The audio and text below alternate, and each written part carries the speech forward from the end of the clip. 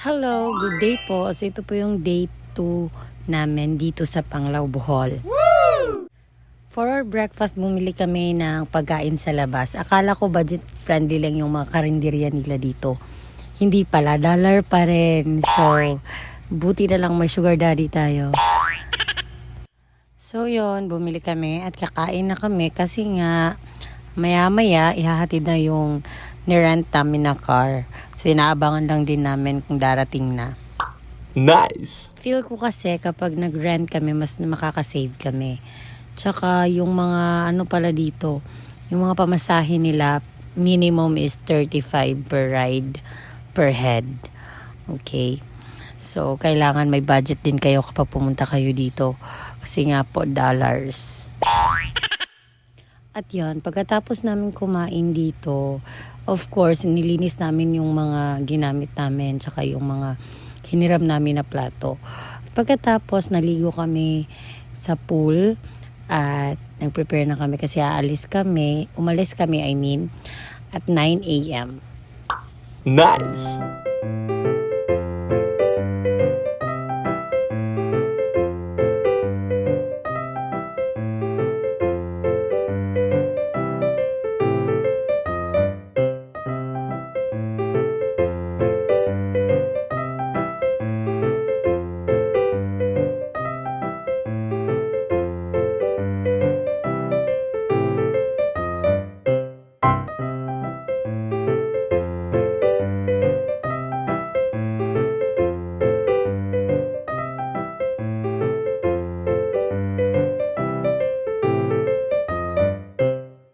Pagkatapos ng aming preparation, ito na po yung aming nirentahan.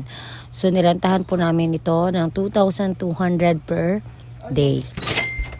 Nice! So, yun, mag-drive na yung driver namin papunta sa aming first destination.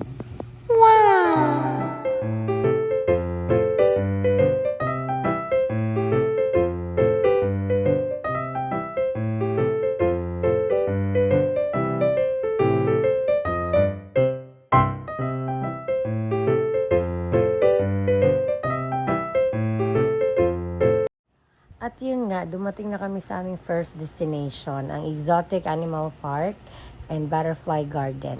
So meron silang 100 pesos na entrance for adults at yung mga kasama naming babies or bata ay wala pang entrance.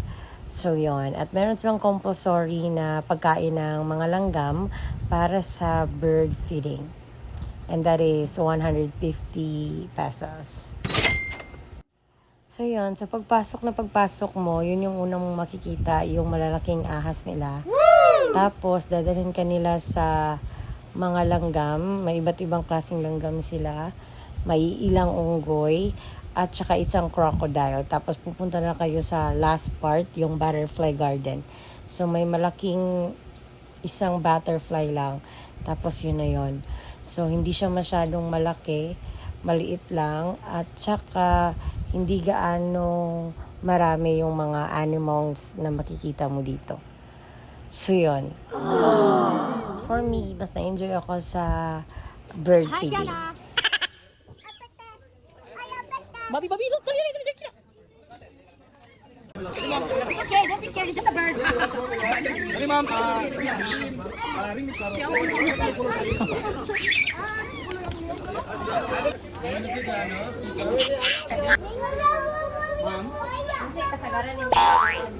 Ma'am, kasagaran lang, ma'am. Mga almost 1 kilo. So, daily na siya pinapakaon, ma'am. Kayo ka nang Scared ko? Don't be scared. I'm not scared. Tingnan. I'm not scared. Scared siya ni Lalay.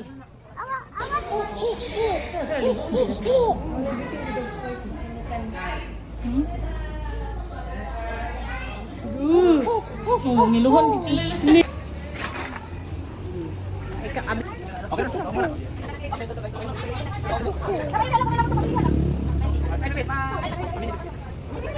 At dito po nagtatapos ang aming first destination.